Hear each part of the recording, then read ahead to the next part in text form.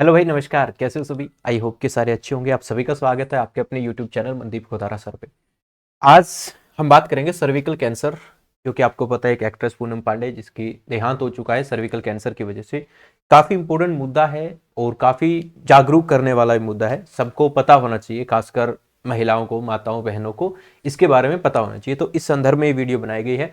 अगर आपको वीडियो में दी गई जानकारी अच्छी लगे तो वीडियो को लाइक करके शेयर भी कर देना सभी के पास, और चैनल को सब्सक्राइब कर लेना।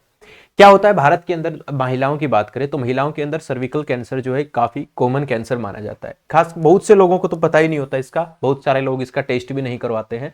ठीक है, हालांकि करवाना चाहिए। हर 3 साल के बाद इसका जो है टेस्ट आपको करवाना कंपलसरी है, मतलब करवाना चाहिए, क्योंकि ये कैंसर जो होता है इसके सिम्टम्स उस कैंसर जैसे नहीं होते जो हम सोच रहे हैं। ठीक है, जो अदर कैंसर होता है उसमें थोड़ा अलग चीज होती है। एक्चुअल में कैंसर क्या होता है? कैंसर होता है जो सेल डिवीजन होते हैं, हमारी कुछ कोशिकाएं होती है, कोशिकाओं में अनियंत्रित विभाजन शुरू हो जाता है, मतलब कोशिकाएं टूटने लग जाती है जरूरत से ज्यादा, तो उसे हम लोग कैंसर कहते हैं।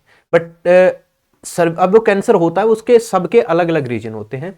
सर्विकल कैंसर जो होता है इसके अपने एक अलग रीजन है, इसका रीजन है वायरस, वो भी बात करेंगे। एक्चुअल में क्या होता है, देखिए सर्विकल कैंसर, महिलाओं की बात करें तो महिलाओं के ब्रेस्ट कैंसर के बाद सबसे ज्यादा जो कैंसर होने वाला है वो सर्विकल कैंसर होने वाला है। ठीक है ना। अब ये सर्विकल कैंसर क्या होता है, कहां होता है? देखिए, सबसे पहले तो अपने को पता होना चाहिए कि सर्विक्स क्या होता है। महिलाओं के अंदर ये जो आप देख रहे हैं बूम, इसे हम बोलते हैं यूट्रस, यानी कि बच्चादानी, है ना। ये आपका यूट्रस है, बच्चादानी है। ये जो आपकी ये है वजाइना। तो यहां पर ये जो ओपनिंग होती है ना, इस बच्चेदानी की, इस यूट्रस की जो ओपनिंग होती है, ठीक है, इधर से वजाइना और ये जो बच्चेदानी होती है, इन दोनों के जो बीच का भाग होता है ना, ये वाला, ये जो कनेक्शन होता है, इसको हम बोलते हैं सर्विक्स। ठीक है ना। ये जो ओपनिंग होती है यहां पर, इसको बोलते हैं हम लोग सर्विक्स। अब क्या होता है सर्विकल कैंसर में, ये जो सर्विक्स वाला, देखो ये नीचे वाला भाग वजाइना है, ऊपर वाला भाग क्या है? यूट्रस। तो इस सर्विक्स भाग के अंदर, सर्विक्स वाले भाग के अंदर ये कैंसर के टिश्यूज देखो पैदा होने लग जाते हैं। ये होते किसकी वजह से? तो एक वायरस होता है जिसका नाम मैं आपको बताऊं, ये होता है, देखो एक वायरस होता है HPV, human papilloma virus. Human papilloma virus जो होता है ये अलग अलग प्रकार के कैंसर के लिए रिस्पॉन्सिबल होता है ना। ये एनल कैंसर के लिए होता है, पेनियल कैंसर के लिए, मेल के अंदर भी होता है। ये जो HPV वायरस होता है ना, ये जरूरी नहीं कि एक ही प्रकार के, सिर्फ सर्विकल कैंसर की जो बात कर रहे हैं हम इसी के लिए होता है, नहीं जी। इसके अलावा वजाइनल कैंसर के लिए भी इसका कारण होता है। ठीक है, ये सर्विकल कैंसर के लिए भी इसका कारण होता है। मतलब सर्विकल कैंसर में 91% रीजन ये होता है, वजाइनल कैंसर में 75% रीजन ये होता है, पेनियल कैंसर के अंदर भी होता है, एनल कैंसर के अंदर भी होता है। तो ये जो एक वायरस है, मतलब एक वायरस की कैटेगरी है, इसमें अनेकों प्रकार के वायरस है जो कि रिस्पॉन्सिबल होते हैं इस तरह की अलग अलग प्रकार के कैंसर के लिए। इवन दैट HPV का ही एक वायरस है जो थ्रोट कैंसर के लिए भी रिस्पॉन्सिबल होता है। अब है क्या, अब क्या होता है, बहुत सारे अब ये क्या होता है, वायरस है। अब वायरस आपको पता है क्या करेगा, वायरस हमारे शरीर के अंदर जाएगा और इन्फेक्ट करेगा। अब क्या होता है, ये जो वायरस होता है ये बहुत कॉमन होता है, बहुत कॉमन वायरस होता है और बहुत सारी जगह पे फैला होता है।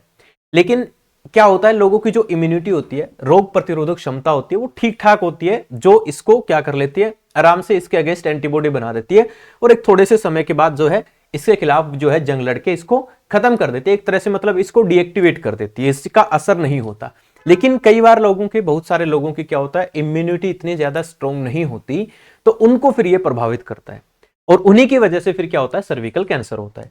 अब सर्विकल कैंसर के लक्षण क्या क्या है, क्या क्या सिम्टम्स हैं, है ना, कि हमें कैसे पता चले। तो पहली बात तो टेस्ट होते हैं, टेस्ट करवा लो, जिससे सर्विकल कैंसर होने से पहले की जो स्टेज है ना, जो सेल्स के अंदर जो अनवांटेड चेंजेस हो रहे होते हैं, उनके बारे में अपने को टेस्ट से पहले ही पता चल जाता है। तो पहले ही हम लोग इसका जो ट्रीटमेंट, बहुत आसान सा ट्रीटमेंट है, कोई लंबा चौड़ा ट्रीटमेंट नहीं है।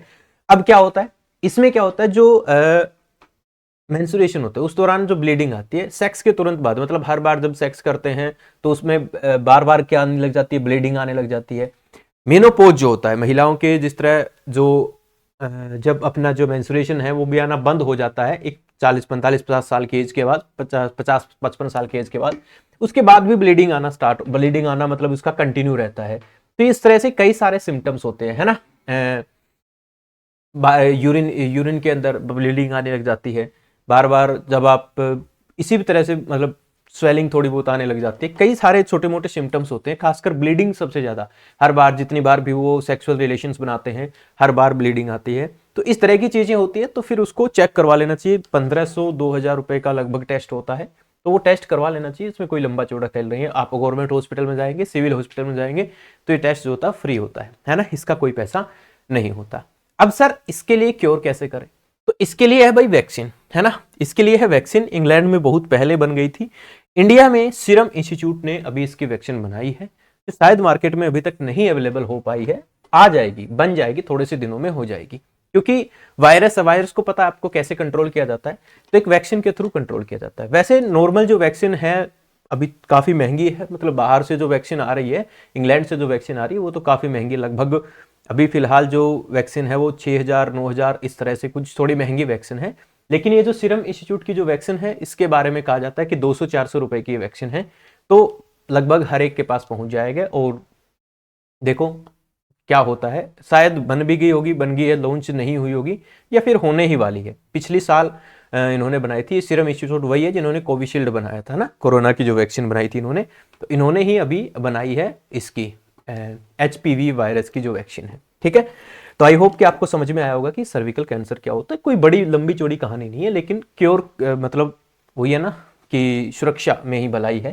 तो टेस्ट करवाते रहना चाहिए समय समय के बाद, हर 3-4 साल के बाद आपको रेगुलर टेस्ट करवाना चाहिए। और वैक्सीन जो है, जो अफोर्ड कर सकते हैं उनको लगवानी चाहिए, सभी को ही लगवा लेनी चाहिए। सीरम इंस्टीट्यूट की शायद थोड़े दिनों में आ भी जाएगी, सरकार शायद इसको अभी चर्चा में चलेगा, तो हो सकता है सरकार खुद से ही वैक्सीनेशन करना शुरू कर दे। अगर सीरम इंस्टीट्यूट ने वैक्सीन पूरी तरह से बना दी है और पूरी तरह से उनके पास अवेलेबल है, तो शायद हो सकता है कि आने वाले टाइम में ये कंपलसरी भी कर दे। जिस तरह चेचक की वैक्सीन होती है, जो टीके लगते हैं ना बच्चों के उस समय, उस तरह से इसको भी, वैक्सीन को भी कंपलसरी कर देना चाहिए सरकार को। हमारी तो यही राय है।